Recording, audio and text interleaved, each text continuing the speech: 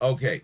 Anyway, so to find the connection between Parshas Aloysicha and Parshas Shlach, Stam is not so difficult. I mean, we don't have to go to the list, Rashi, that makes the connection, but both these Parshas, as many of the coming Parshas and Chumash Bamidbar, are dealing with human failure and shortcomings and faults, and most probably most are connected because we're one organic being, and Mamela, we might find that what happens in Parshas Behaloscha and what happens in Parshas Shlach is pretty much more of the same thing. Parshas Behaloscha begins on a very positive note.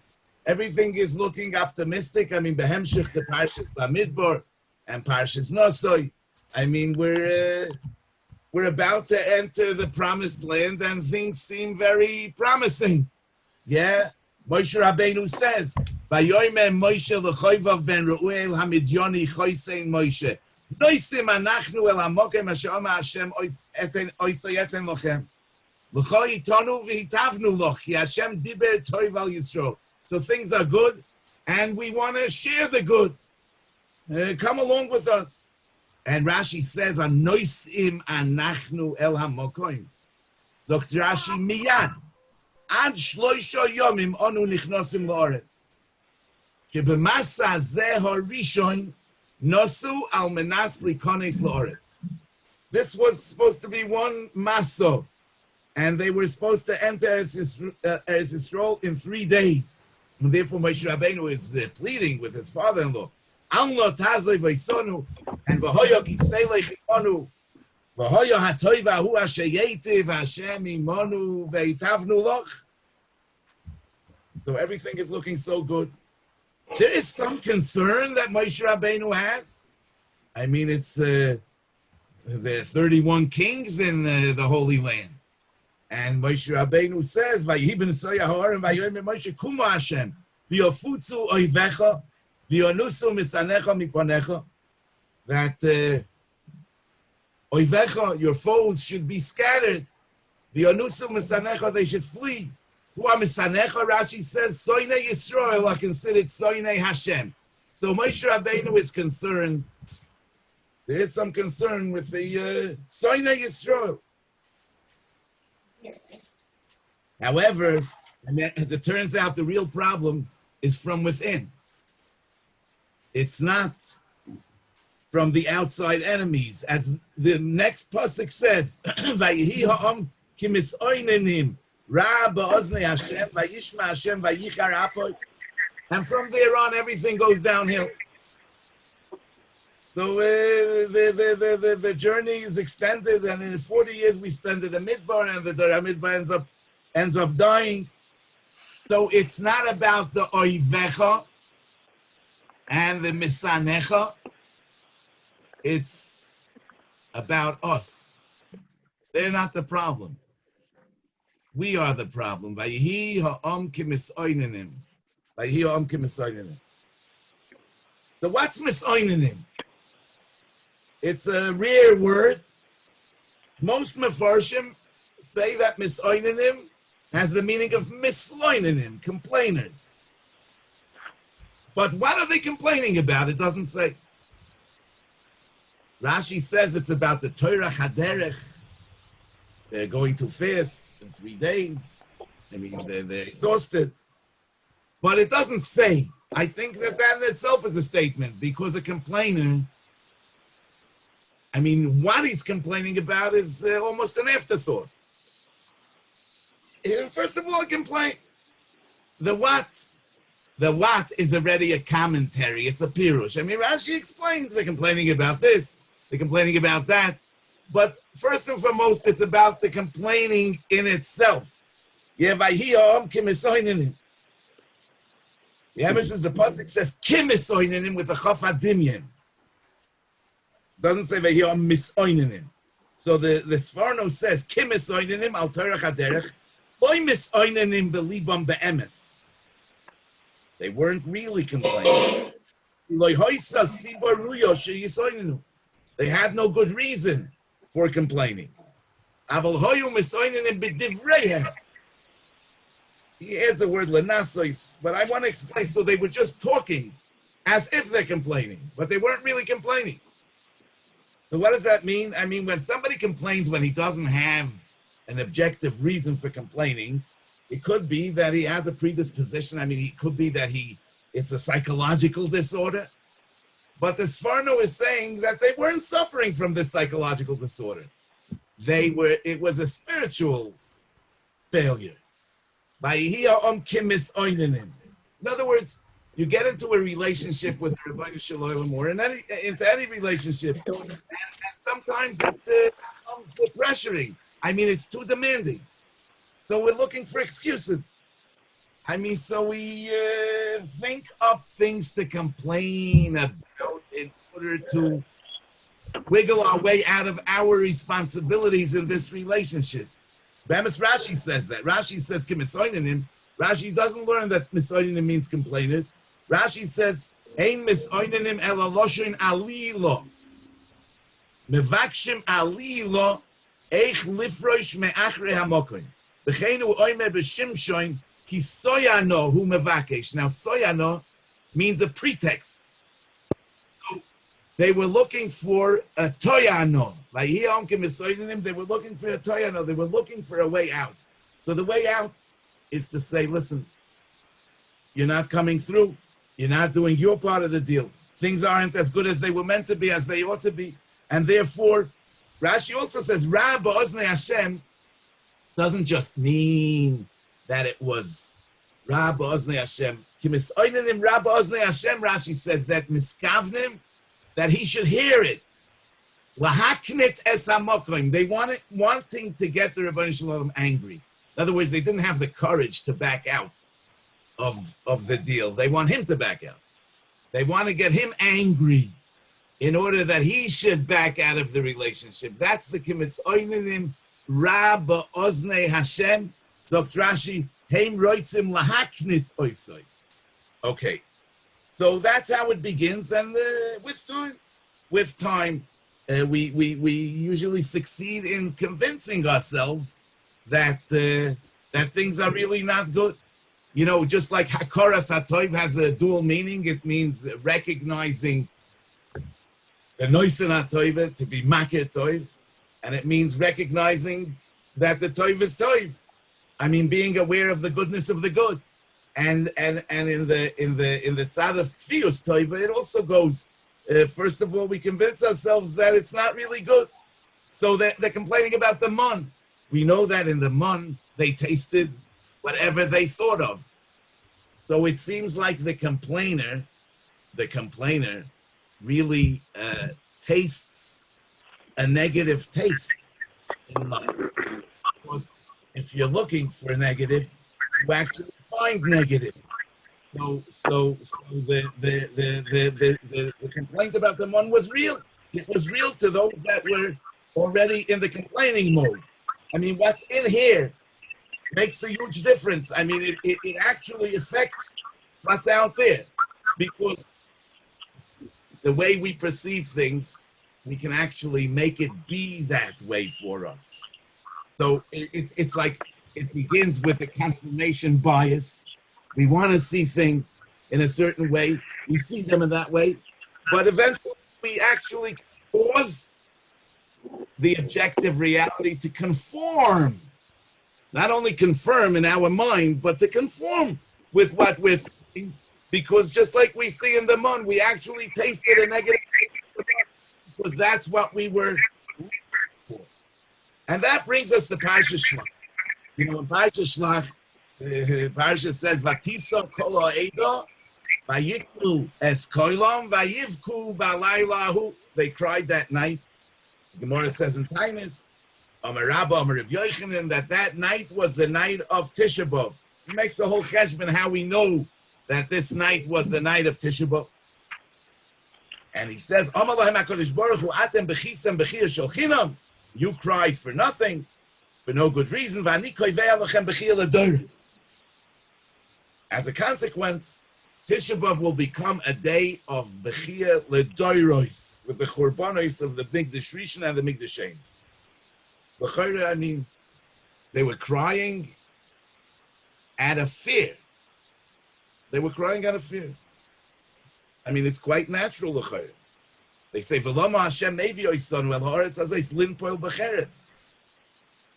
Okay, so it could be that it's a chisaron in the shleimus of the midas habitochen, but is it ad kedei kach such a terrible thing that that's a reason for the Churban Bayis Rishon and the Churban Bayis Sheni and for the Goliaths? In the Tanchuma it says that Tisa kolay davayitnu es koilam zeu shom ha'kosav nosno alay bekoilo al kein sinei siho oisoy ha'koil shebechisem goram lochem lilkois. So it comes out that not only was this a reason for the Churban being on this day, but it's the reason for the Churban in itself. Oisoy ha'koil shebechisem goram lochem lilkois. How can we understand that? You know that the Sukkim in Megillas Eicha are arranged in the order of the Aleph Beis. Eicha Yoshva Bodod, Bochai Sivke, Golsa Yehuda. In all the chapters of Eicha, the Psukim are arranged in the Seder of Aleph Beis. But in most of the Prokim, in Perik Beis and Gimel and Hey, the pasuk that begins with the Ois Hey comes before with the Ois Pei. Comes before the ois that begins with the ois ayin. So the Gemara in Sanhedrin Daf Kuf Daled, Omar Rabba, Omar Reb Yochanan. B'shvil ma hikdim peh la'ayin. The ois peh represents the peh, and the ois ayin represents the eye. So why was Yirmiyah makdim in Megillas Eicha the ois peh to the ois ayin? B'shvil meraglim she'omru b'fihem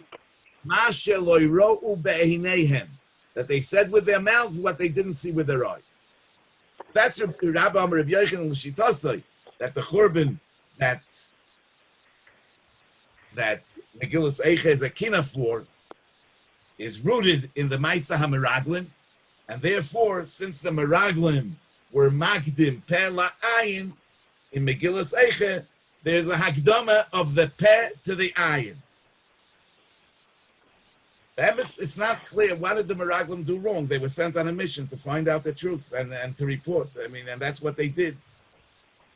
The Ramban says that v'hoyo lohem loymar sheha'om hayoyshev aleho az v'ha'orim betzurois yesh lohem lohoshiv imrei emes l'shoilchom ki kein tziva oisam hechozaku oy harofe habemachanim im b'mivtzorim avol rishon b'milas efes. They said efes ki yazah. He moira al davar efes v'nimna min ha'odam. She efsh b'shumonian v'b'shum inyan. He loshen ha'ofes lanetzach chasdoi. It's like, you know, sometimes when you give a report, it really efes and it simply means but. The question is, what's the but? You could say it's very difficult, but it's great, or you could say it's all good, but. However. Question is, where do you put that, however? In other words, so there was some level of commentary in their report. It wasn't just the dry facts that they were reporting. But the reality that the report that they gave about the dry facts, they saw with their own eyes. The commentary, they haven't seen at all. So if we're saying that they're guilty of inserting some measure of commentary, so that's something that they didn't see Bechlal with their eye. On the other hand, the dry facts that they said with the pet, they saw with their eye before they said it with their pet. Where is there the Hakdama? Because threat, yeah. Where is the Hakdama of the pet to the ayin? He's saying L'maisa she Omru b'fiyem mashaloyro. They said what they didn't see. So if they said what they didn't see, so they said what they never saw. It wasn't that the pet came before the ayin never followed. Rashi actually says Shehigdimu ma'amar piem ad sheloyro ba'ayin, that they spoke before they saw, but where was that? What did they say before they saw that they actually saw after No, they that's the said, amount of residents that are under that payer. 1 second, there's somebody over You here that call we that have to number, mute. it should open up like a list. Steinberg, you have to mute your thing. Jimmy. Oh, you say Medicare over there on the left side. No. Okay. Oh. Okay, so the thing is like this. Good question. I think it must be that Rabbi Rassman is not here. And mute. And he doesn't know how to mute him. And Maybe only he has the courage to mute. Who's the host? Go to the bottom. Anyway, listen, the thing is like this. The percentage capacity 240. Yeah. So it's Abchina from Trey Koli. 7, Loi right? Mishtamon. How do you put this up? Shimmy. Probably not. So. Jimmy Alevi. Maybe 30, 53. Somebody maybe should write him a thing. Maybe he'll see that. He can't get a message. He's on the phone. He doesn't see the messages. Oh, he doesn't see the message. Maybe it's past talking without his eye and seeing. Oh, that's right. That's that's right. Who's the host? Who's the host? The pairs in one place. I think that we're hostless. I think that we're hostless. Okay, so the thing is like this. I just want to say, that advice though is that when a person 7 changes. made his mind up No, already, you're right. Because look at the percentage is only on the right. On the right is a percent. is there a way to disconnect him? Right. So it's No. on the left side. I'm calling Rabbi Rossman. I'm going to ask him to Maybe do like it. the changes for that? Okay. The 7 changes? No, I don't. Yeah. Okay. So listen. Listen, the thing is like this, that after a person made his mind up, so not only it's like don't confuse me with the facts. I have my mind made up already, but the facts don't even confuse him. They confirm what he's thinking. So the Meraglim actually saw negative in Eretz Yisrael. But why did they see the negative? Because they were thinking negative. Their peh preceded their ayin. In other words, what they saw was a consequence of what was going on in their mind. In other words, so they actually saw things that were could have meant different things. Yeah, that's I'm trying to, In truth, the Rebbeinu Shalom arranged then that they should. I don't know if I tell you it's all but they saw it the way they understood it. But come from it has a shoirish before. It has a shoirish before, and the shoirish is amru b'fiyeh masheloiro beineim higdimu pelayim, which means not only verbally, but they made up their mind what they want to say before they even saw. And therefore, the ayin follows, because after you have your mind made up, you see it that way. You know, it really there's more depth to this, because what were they crying about? Linpoil becherev neshenu v'tapenu yeh lavaz. They were right, because the truth is that by entering Eretz Yisrael, we came to the two Chorbanos and to the Goliaths, and to all the Jewish suffering for thousands of years. So they were right. So why do we say that it's a Bechiyah Shel Chinam? Why are we saying that they cried for no good reason? There was a very good reason. They actually saw the truth. They saw all the Churban that will come out of entering Eretz Yisrael. But the truth is that what they saw wasn't the reason for what they said, but what they said was the reason for what they saw. We know that the crying was not a consequence of the Churbanos, but the Churbanos are a consequence of the crying. So it's really a hegdimu. The peh comes before the ayin. It's what goes on in here that actually creates the reality. So it's a self-fulfilling nightmare, because you fear, and because you see things in a negative light, if we could call it a light. Because you could see things negatively, you actually make them negative. And then you pat yourself on the shoulder, you say, hey, listen, you see, I knew that it was bad. But you didn't know that it was bad. It is bad because you knew that it was bad. If you would have known that it was good, it would have been good. So, in other words, that's the, and as it says, "V'nehi beineinu kichagovim, v'chein hayinu beineim," we were in our own eyes like grasshoppers. We could, by the way, say that this was also part of what the Chet HaMeraglim. They were asked to report on the land and on the people that live there. They were not asked to report about themselves. I mean, the V'nehi beineinu kichagovim is really they're spying on themselves now. That wasn't part of their mission. But what does it say over here? V'nehi beineinu kichagovim, v'chein hayinu beineim. So it's Yadua. The Kotzker Rebbe says that if you feel like a chagov, so you are in everybody else's eyes. In other words, you create that reality for yourself. In other words, if you project grasshopperishkeit, so that's actually what you come across as, and that's what you become. So the beginning of spiraling down comes from what's in your own head. So how did it happen that the Kulam Anoshim, Rashi says that they were Boisa Shoksherim Ayu, they were Tzadikim, they were Nesiya Yisrael. How did they actually come to such a low level? The emes we find in the Meraglim Estira Minei Ubei. On one hand, we say that they were Moitzi Dibasa Oretz. They spoke negatively about the land. The pasuk says in the Tilim, Vayimasu be'eretz chemdo. They said it's the Eretz Oicheles Yoishveho. Wherever we went, they were burying the dead.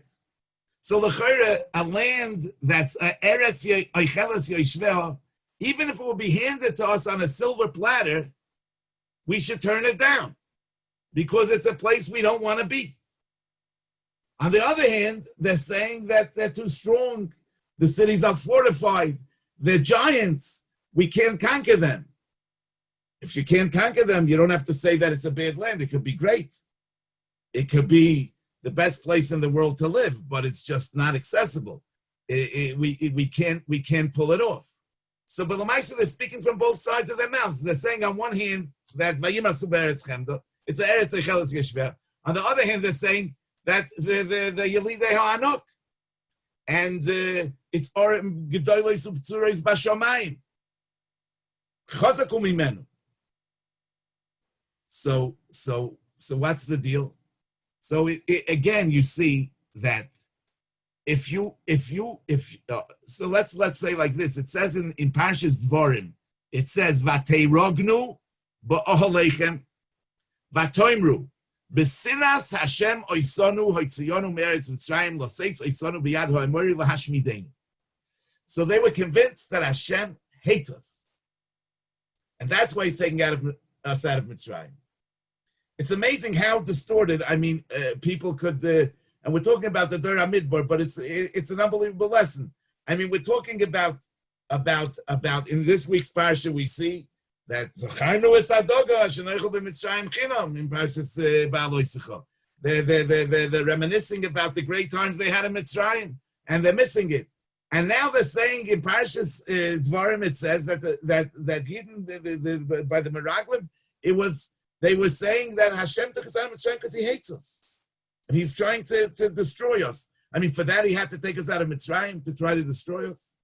He could have just let us self-destruct in Mitzrayim. But where did they get this? So they felt hated. B'sinas Hashem oisonu. So, if you feel hated, and I promise you something, but you're convinced that I hate you, so one of two things. Either what I'm promising you is really not as good as it sounds, it's really bad, or I'm never going to deliver on the promise. It's not going to happen. So once B'sinas Hashem oisonu, either Eretz Yisrael is not a good place, and if it's a good place, we're not getting it, right? So it's all coming from the central idea that it's B'sinas Hashem oisonu. But what's the deal with this B'sinas Hashem oisonu? Rashi says in Parshas Dvarim, "V'hu hoya oyhev eschem." Hashem really loved you. Aval atem soinim oisa, you hated Him. Moshel hedyoit oimer. Ma de beliboch al rachamoch. Ma de belibe alei. What you feel about your friend is what you convince yourself that he feels about you. Meaning that if I don't really love you, I feel unworthy of your love. And therefore I convince myself that you don't really love me. It can't be. You really hate me. So it really all begins within myself. Ma de beliboch al rachamoch. Ma de belibe aloch. What you feel about him, you convince yourself that he feels about you. Hashem loved us, but we felt that we hated him. What does it mean we felt that we hated him? Because sometimes people with a with a heightened spiritual sensitivity, like the Dor Deah, the Sforno says they felt guilty for the Avodah Zarah that they were oved in Mitzrayim. They felt unworthy of Hashem's love. They perceived themselves as Sonei Hashem. And once they perceived themselves as Sonei Hashem, they were convinced that they're worth being hated by the Rebbeinu Shalom. And they're not worth being loved by the Rebbeinu Shalom. So that Ma de belibach al rachamoch, Ma de belibe aloch, they convinced themselves that Hashem hates them. And since they were convinced that Hashem hates them, they knew that Eretz Yisrael is either not a good land or they're not getting it. And therefore they said, Chazaku mimenu, and they said, Vayimasu be'eretz chemda. They said, it's a Eretz Echeles Yeshveh. So the thing is that actually, you know, that the Toldos Yaakov Yosef brings in the beginning of Parshas Va'era, Shomati mimoiri, the Baal Shem Tov, Mashe nemar lo mishamayim, what was said to him from heaven, Tam ichur bias Mashiach, the reason that Mashiach is delayed so long, she'ein ma'arichin ba'ava rabba, that we're not marich in the bracha of Ahava Rabbah. That's the reason for the Arichas Hagolos.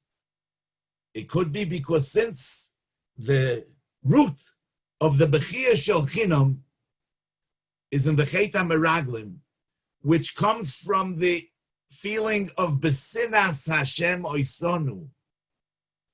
Therefore, the tikkun is through convincing ourselves that Ahava Rabbah Avtanu Hashem Elokeinu, and being marich in Ahava Rabbah, convincing ourselves that Hashem loves us, whether we're worth it or not worth it. You know, there's the Sefer HaIkrim says that one of the difficulties that people have in davening is because they feel that they're not worth it. They're not worth that their tefillah should be answered. Says the Sefer HaIkrim that that's a terrible thought. He says because you think tzaddikim are worth being answered. Everything is a chesed. And therefore, even Achov and even Yerovam ben Nevat are worth being answered because the answer of a person's tefillah being answered is a chesed elokim. It's not based on worthiness. That's what the Sefer HaIkrim writes. So our conviction that Hashem loves us cannot be based on our feeling adequate and our feeling worthy. We have to convince ourselves that Ava Rabba Ahavtonu Hashem Elokeinu. That's the only way to get out of the bind, because if we need to feel worthy, we're not going to feel worthy. We feel that we're worth being hated, and therefore we have the experience of Vesinas Hashem Oisonu, and therefore everything actually becomes negative. But the way to turn it around and make it all positive is through the conviction of Ba'avas Hashem Oisonu, of Ava Rabba Avtonu. So just like when they were in the Midbar and they were on the way to the Promised Land and everything was really positive, they convinced themselves that it was negative, and therefore they made it negative. The tikkun is that in the Golus, when we're actually experiencing things that are objectively negative, we should put on them a positive spin and see it positive. And tie choice the negative in a positive way. In other words, and always tell ourselves that Ava Rabba Ahavtanu Hashem Elokeinu, that's the tikkun for the chait of Besinas Hashem Oisanu, and Memele will be Zoiche to the Geula Shleima. That's what I'm saying. I think that's enough.